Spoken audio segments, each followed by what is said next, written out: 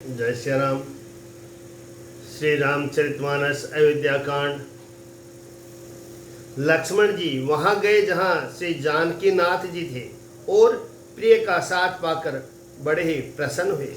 श्री राम जी और सीता जी के सुंदर चरणों की वंदना करके वे उनके साथ चले और राजभवन में आए। नगर के स्त्री पुरुष आपस में कह रहे हैं कि विधाता ने खूब बनाकर बात बिगाड़ी। उनके शरीर दुबले, मन दुखी और मुख उदास हो रहे हैं। वे ऐसे व्याकुल है जैसे विकल मन माँ की मधु छीने, जैसे शहद छीन लिए जाने पर शहद की मक्खियाँ व्याकुल हो। सब हाथ मल रहे हैं और सिर धुनकर पीट कर पछता रहे हैं कि मानो बिना पंख के पक्षी व्याकुल हो रहे हैं। राजद्वार पर बड़ी भीड़ हो रही है। अपार विषाद का वर्णन नहीं किया जा सकता। श्री रामचंद्र जी पधारे हैं, ये प्रिय वचन कहकर मंत्री ने राजा को उठाकर बैठाया।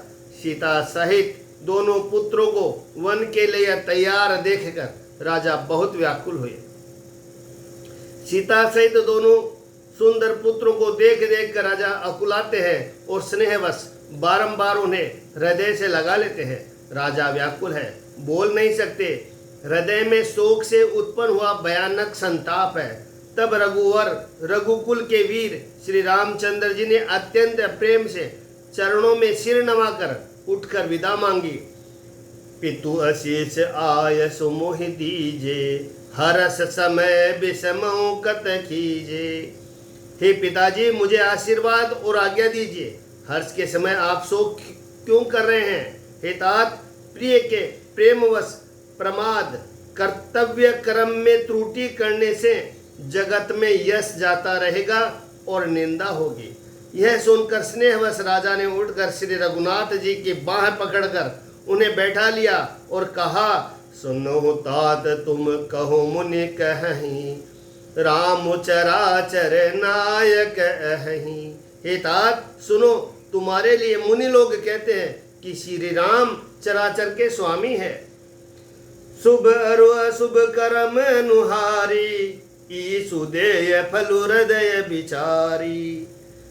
शुभ और अशुभ कर्मों के अनुसार ईश्वर हृदय में विचार कर फल देता है। जो कर्म करता है वही फल पाता है, ऐसा वेदों की नीति है। यह सब कोई कहते हैं। और करे अपराध को और पाव फल भोगु, अति विचित्र भगवंत गति को जग जाने जोगु। किंतु इस अवसर पर तो इसके विपरीत हो रहा है। अपराध तो कोई और ही कर रहे और उसके फल का भोग कोई और ही पावे। भगवान की लीला बड़ी ही विचित्र है, उसे जानने योग्य जगत में कौन है। राजा ने इस प्रकार श्री रामचंद्र जी को रखने के लिए छल छोड़कर बहुत से उपाय किए, पर जब उन्होंने धर्म धुरंधर धीर और बुद्धिमान श्री राम जी का रुख देख लिया और वे रहते हुए न जान पड़े, तब राजा ने सीता जी को हृदय से लगा लिया और बड़े प्रेम से बहुत प्रकार की शिक्षा दी। वन के दुख है दुख कहकर सुनाए, फिर सास ससुर पिता के पास रहने के सुखों को समझाया। परंतु सीता जी का मन श्री रामचंद्र जी के चरणों में अनुरक्त था, इसीलिए उन्हें घर अच्छा नहीं लगा और न वन भयानक लगा। फिर और सब लोगों ने भी वन में विपत्तियों का अधिकता बता कर सीता जी को समझाया। मंत्री सुमंत्र जी की पत्नी और गुरु वशिष्ठ जी की स्त्री अरुदंती जी तथा और भी चतुर स्त्रियां स्नेह के साथ कोमल वाणी से कहती है कि तुमको तो राजा ने वनवास दिया ही नहीं, इसलिए जो ससुर गुरु और सास कहे तुम तो वही करो। यह शीतल हितकारी मधुर और कोमल सीख सुनने पर सीता जी को अच्छी नहीं लगी। वे इस प्रकार व्याकुल हो गई मानो शरद ऋतु के चंद्रमा की चांदनी लगते ही चक्कवी व्याकुल हो उठी हो। सीता जी संकोच वश उत्तर नहीं देती।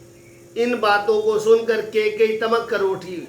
उसने मुनियों के वस्त्र आभूषण माला मेखला आदि और बर्तन कमंडलू आदि लाकर श्री रामचंद्र जी के आगे रख दिए और कोमल वाणी से बोली कि नृपहि प्राण प्रिय तुम रघुवीरा, शील स्नेह न छाड़हि भीरा। सुकृत सुजस परलोक न साऊ, तुम ही जान बन कहहि न काऊ। हे रघुवीर, राजा को तुम प्राणों के समान प्रिय हो। भीरु प्रेमवश दुर्बल हृदय के राजा शील और स्नेह नहीं छोड़ेंगे। पुण्य, सुंदर यश और परलोक चाहे नष्ट हो जाए, पर तुम्हें वन जाने को वे कभी न कहेंगे। अस विचार सोई करहु जो भावा, राम जनन सिख सुनि सुख पावा। ऐसा विचार कर जो तुम्हें अच्छा लगे वही करो। माता की सीख सुनकर श्री रामचंद्र जी ने बड़ा सुख पाया, परंतु राजा को ये वचन बाण के समान लगे। वे सोचने लगे, अब भी अभागे प्राण क्यों नहीं निकलते। लोग विकुल मूर्छित नर नाहो, काह करिय कछु सूजन काहो।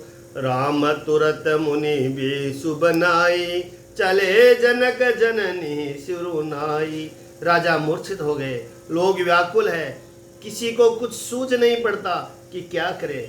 श्री रामचंद्र जी तुरंत मुनि का वेश बनाकर और माता पिता को सिर नवाकर चल दिए। वन का सब साज सामान सजकर वन के लिए आवश्यक वस्तुओं को साथ लेकर श्री रामचंद्र जी, स्त्री श्री सीता जी और भाई लक्ष्मण जी सहित ब्राह्मण और गुरु के चरणों की वंदना करके सबको अचेत करके चले। राजमहल से निकलकर श्री रामचंद्र जी वशिष्ठ जी के दरवाजे पर जा खड़े हुए और देखा कि सब लोग विरह की अग्नि में जल रहे हैं। उन्होंने प्रिय वचन कहकर सबको समझाया। फिर श्री रामचंद्र जी ने ब्राह्मणों की मंडली को बुलाया, गुरु जी से कहकर उन सबको वर्षासन वर्ष भर का भोजन दिए और आदर दान और विनय से उन्हें वश में कर लिया। फिर याचकों को दान और मान देकर संतुष्ट किया तथा मित्रों को पवित्र प्रेम से प्रसन्न किया। दासी दास बोलाई बहोरी, गुरु ही सोपी बोले कर जोरी। सबके सार संभार गोसाई, कर भी जनक जननी की नाई। फिर दास दासियों को बुलाकर उन्हें गुरुजी को सौंप कर हाथ जोड़कर बोले, हे गोसाई, इन सब की माता पिता के समान सार संभार देख रेख करते रहिएगा। श्री रामचंद्र जी बार बार दोनों हाथ जोड़कर सबसे कोमल वाणी से कहते हैं कि सोई सब भांति मोर हितकारी, जेहिते रहे भुआल सुखारी। कि मेरा सब प्रकार से हितकारी मित्र वही होगा जिसकी चेष्टा से महाराज सुखी रहे। हे परम चतुर पूर्वासी सज्जनों, आप लोग सब वही उपाय करिएगा जिससे मेरी सब माताएं मेरे विरह के दुख से दुखी न हो। इस प्रकार श्री राम जी ने सबको समझाया और हर्षित होकर गुरु जी के चरणों कमलों में सिर नवाया। फिर गणेश जी, पार्वती जी, कैलाशपति महादेव जी को मनाकर तथा आशीर्वाद पाकर श्री रघुनाथ जी चले। श्री राम जी के चलते ही बड़ा भारी विषाद हो गया। नगर का आर्तनाद हाहाकार सुना नहीं जाता। लंका में बुरे शकुन होने लगे। अयोध्या में अत्यंत शोक छा गया और देवलोक में सब हर्ष और विषाद दोनों वश में हो गए। हर्ष इस बात का था कि अब राक्षसों का नाश होगा और विषाद अयोध्या वासियों के शोक के कारण था। मूर्छा दूर हुई तब राजा जागे और सुमंत्र को बुलाकर ऐसा कहने लगे कि श्री राम वन को चले गए पर मेरे प्राण नहीं जा रहे। न जाने ये किस सुख के लिए शरीर में टिक रहे हैं। इससे अधिक बलवती और कौन सी व्याधा होगी जिस दुख को पाकर प्राण शरीर को छोड़ेंगे। फिर धीरे धर कर राजा ने कहा, हा सखा, तुम रथ लेकर श्री राम के साथ जाओ। अत्यंत सुकुमार दोनों कुमारों को और सुकुमारी जानकी को रथ में चढ़ाकर वन दिखलाकर 4 दिन बाद लौट आना।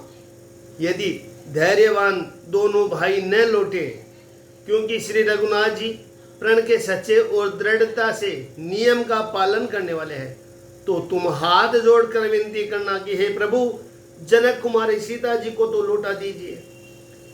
जब सीता वन को देखकर डरे तब मौका पाकर यह सीख उनसे कहना कि तुम्हारे सास और ससुर ने ऐसा संदेश कहा है कि हे पुत्री, तुम लौट चलो, वन में बहुत क्लेश है, कभी पिता के घर, कभी ससुराल, जहाँ तुम्हारी इच्छा हो वहीं रहना।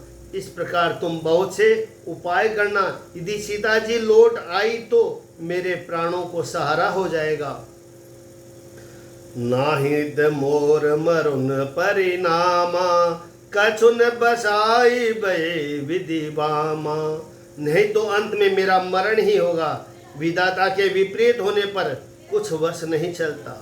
हा राम, हा लक्ष्मण, और सीता को लाकर दिखाओ।